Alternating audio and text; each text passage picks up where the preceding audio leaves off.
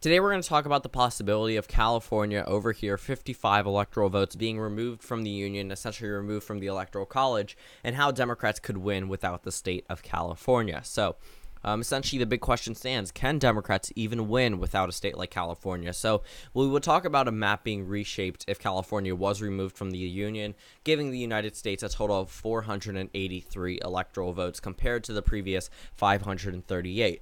An exact size would be 241.5, which is not possible when it comes to electoral votes, which is why a map like this is extremely unlikely. California is not going to be seceding from the Union, and California is not breaking into multiple states. So when we look at a map like this, taking out California, again, reshapes the map. This means 242 electoral votes are needed to win, which is a clear majority, rounded to the nearest electoral vote. So that is the amount needed in order to win a presidential election. No longer 270 electoral votes. So when you look at this map, the Republicans start off with 306 from 2016 and the Democrats 177.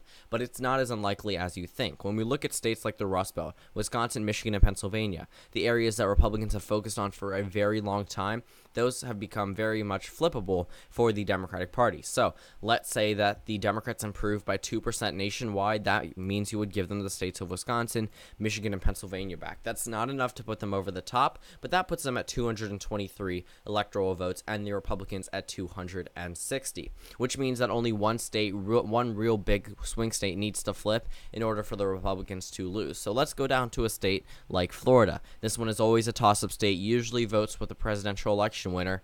Well, let's give that one to the Democrats. That puts the Democrats 10 ahead of what they need in order to win a presidential election, 252 electoral votes. So this map actually isn't that unlikely. I mean, a number of people have pointed to this as one of the more accurate indications of what we might see in the 2020 election, with California, of course, filled in blue.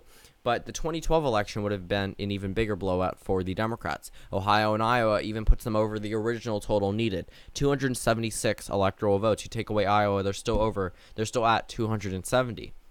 So the Democrats definitely do have a possibility of winning. They would just need to go back to a number of older states. Or if we even look at the 2008 map, Indiana and North Carolina blue as well, the Republicans would be blown out of the map, even without a stronghold like a state like California. But we know Indiana's probably not going blue. North Carolina isn't either. Neither is Ohio or Iowa. So when it comes down to a state like Florida, well, that one's not as likely. That one is more likely, and the other states are not as likely to flip as Florida. So when we look at this map, Nevada, if that one goes red, then the Democrats get knocked down a little bit. And here they narrowly win, with the state of New Hampshire going to the Republican Party. This puts a very close election up.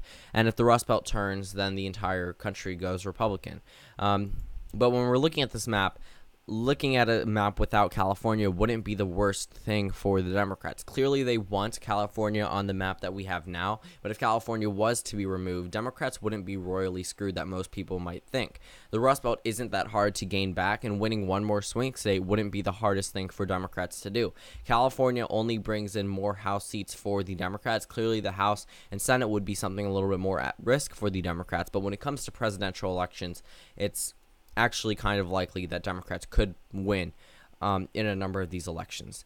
And Nevada and New Hampshire probably aren't going red if other states like the Rust Belt or down in Florida isn't going red. But Florida will probably be the deciding factor for a number of these elections. The Rust Belt probably isn't going to turn.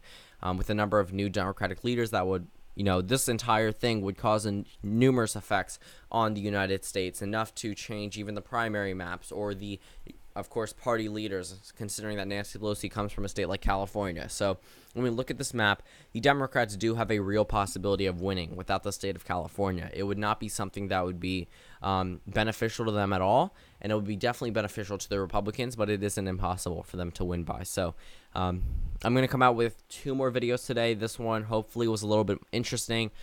Comment down suggestions for future videos. Actually, if you go to the community tab, I recently just posted, I believe I've posted it today, where you guys can give me suggestions for future videos. I noticed the state trend one was something that was really up there, so I'm going to do that based off election history in the future.